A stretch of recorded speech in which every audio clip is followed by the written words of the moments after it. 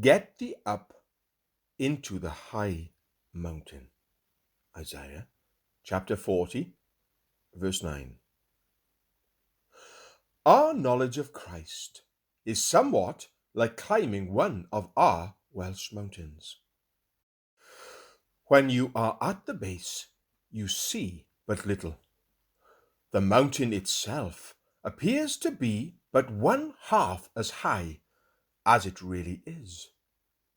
Confined in a little valley, you discover scarcely anything but the rippling brooks as they descend into the stream at the foot of the mountain. Climb the first rising knoll, and the valley lengthens and widens beneath your feet. Go higher, and you see the country for 4 or 5 miles round, and you are delighted at the widening prospect.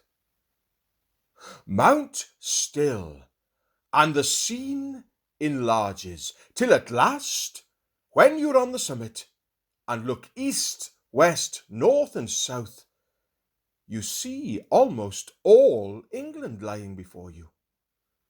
Yonder is a forest in some distant county, perhaps 200 miles away.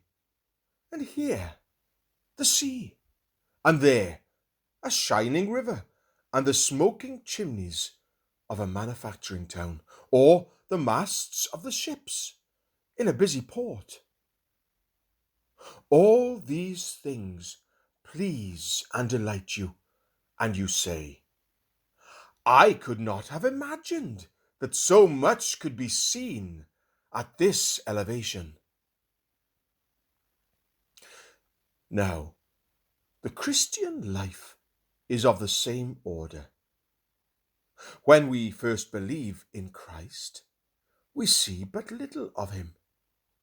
The higher we climb, the more we discover of his beauties. But who has ever gained the summit? Who has known all the heights and depths of the love of Christ, which passes knowledge? Paul, when grown old, sitting grey-haired, shivering in a dungeon in Rome, could say with greater emphasis than we can, I know whom I have believed. For each experience had been like the climbing of a hill.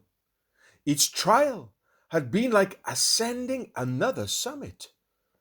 And his death seemed like gaining the top of the mountain, from which he could see the whole of the faithfulness and the love of him to whom he had committed his soul.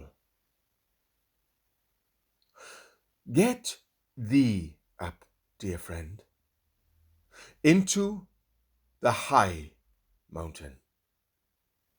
Isaiah chapter 40, verse 9.